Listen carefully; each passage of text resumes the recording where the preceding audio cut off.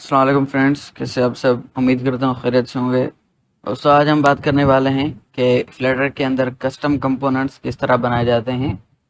असल में custom components बनाने की ज़रूरत क्या है। मान लो कि हमारे पास एक ऐसा डेटा है जो कि बार बार यूज़ हो रहा है। मान लो कि हमारे पास एक कंटेनर है या एक टेक्स्ट फील्ड है। अब होता क्या है कि हम एक टेक्स्ट फील्ड के अंदर बहुत सारी डिज़ाइन अप्लाई कर देते हैं। अब हमें 5 मरतबा अगर एक फॉर्म में चाहिए तो क्या 5 मरतबा वो बनाएंगे? नहीं। तो इसलिए हम क्या करते हैं, एक मरतबा बना लेते हैं और उसको फिर हम रीयूज़ करते हैं।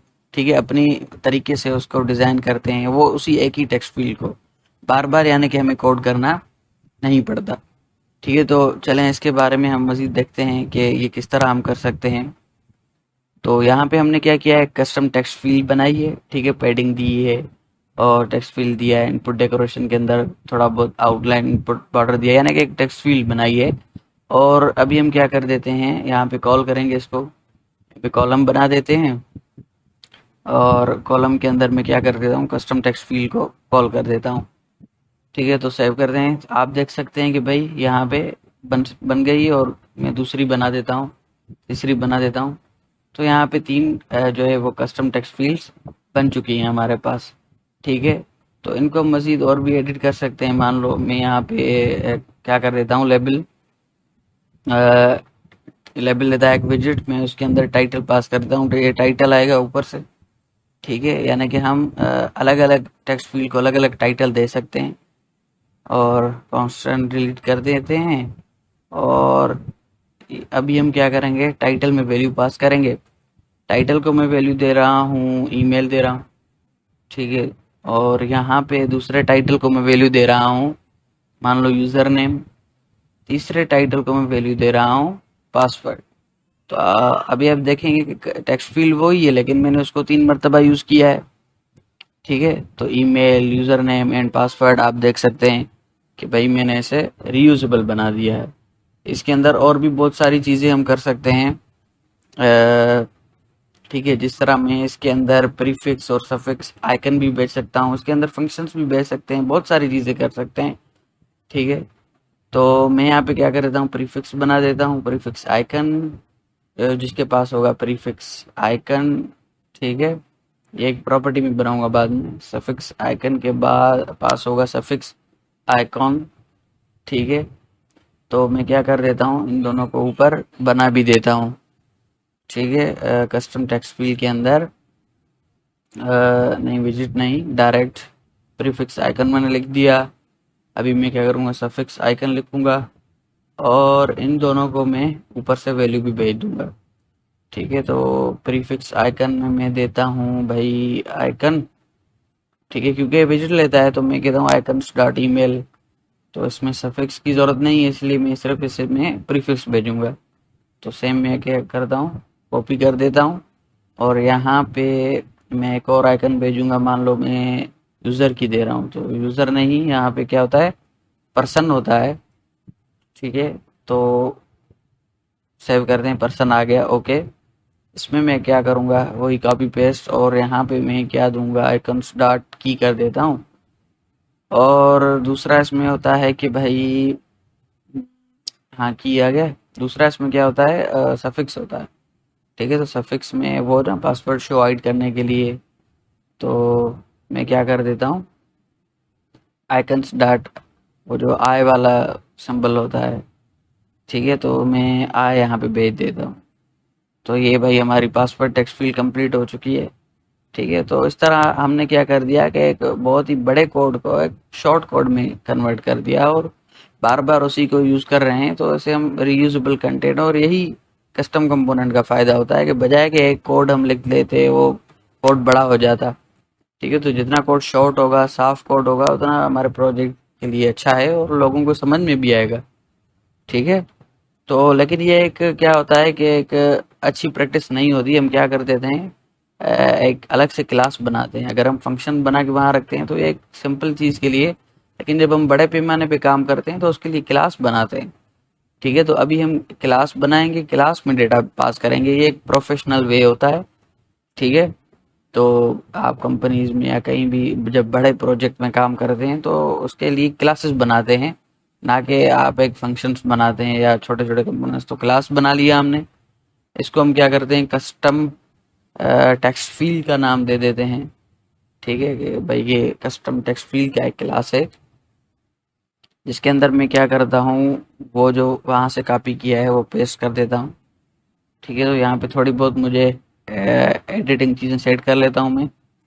तो यहाँ से हम ये वाला लाइन हटाएंगे। ठीक है, प्लस में हम ये रिटर्न भी हटा देंगे। ठीक है, अब ये एरर क्यों दे रहा है, क्योंकि हमने मटेरियल इंपोर्ट नहीं किया हुआ। हम क्या कर देते हैं कि भाई मटेरियल को, लाइब्रेरी को इंपोर्ट कर देते हैं। ठीक है, तो लाइब्रेरी इंपोर्ट हो चुकी है, हमारे एरर्स चले गए हैं। और अभी ये प्रीफिक्स और सफिक्स क्योंकि हमने कहीं भी बनाए नहीं है तभी दे रहे हैं, तो हम इनको बना भी लेते हैं। ठीक है, कांस्टेंट रिमूव कर देते हैं, यहाँ पे हम बना भी देते हैं। एक्चुअली यहाँ पे नहीं बनेंगे। ठीक है, पहले क्लास में बनाएंगे, उसके बाद कंस्ट्रक्टर के अंदर बनाते हैं। तो यहाँ से रिमूव होता है, यहाँ पे बनाते हैं विजिट। ठीक है, तो प्रीफिक्स आइकॉन, और उसके बाद हमारे पास होता है विजिट सफिक्स आइकॉन। ठीक है, और हमारे पास होता है स्ट्रिंग में अपना टाइटल। ठीक है, तो टाइटल प्रीफिक्स सफिक्स हमारे बन चुके हैं। अब हम क्या करते हैं, इनको यहाँ पे, क्योंकि कंस्ट्रक्टर के अंदर वैल्यू आएगा तो वो ऊपर क्लास के वैल्यूज में चले जाएंगे और क्लास के वैल्यूज को हम नीचे यूज कर सकते हैं। ठीक है, तो तीसरा है हमारे पास सफिक्स आइकन। अब ये एरर इसलिए दे रहे हैं कि भाई ये वो कह रहा है कि जो चीज़ रिक्वायर्ड है उसे रिक्वायर्ड कर दो, जो नहीं है उसे भाई कह दो कि भाई ये नल आ सकती है। तो हमने क्वेश्चन मार्क सफिक्स, क्योंकि एक मरतबा यूज़ हो रहा है तो हमने कहा कि भाई ये रिक्वायर्ड नहीं है, बाकी वो दोनों क्या हैं, रिक्वायर्ड है। टाइटल और प्रीफिक्स तीनों टेक्स्ट फील्ड्स के अंदर है, तो ये तो हम ज़रूर भेजेंगे आपको। ठीक है, तो मैं रिफैक्टर कर देता हूँ कोड को।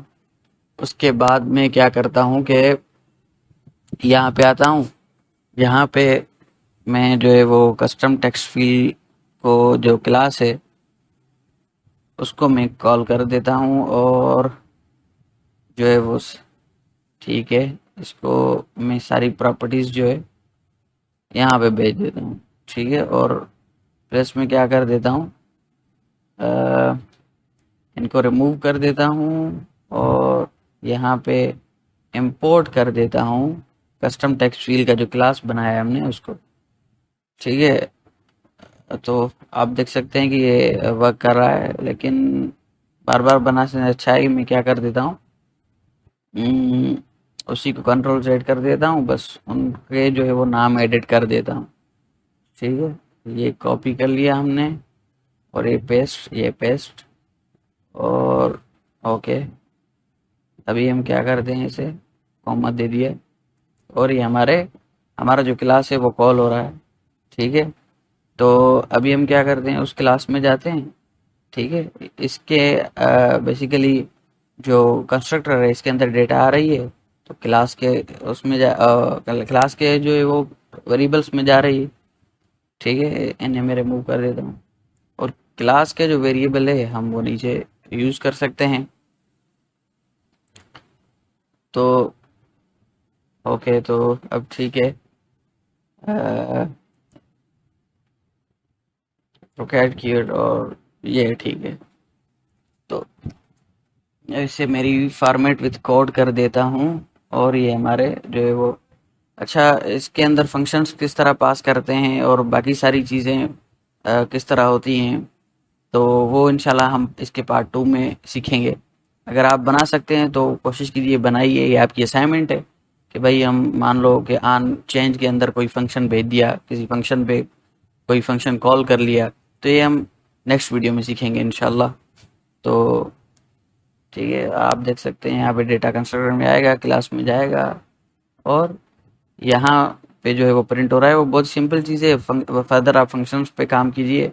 ठीक है, तो आज के लिए इतना ही, मिलते हैं इंशाल्लाह अगले वीडियो में। अल्लाह हाफिज़।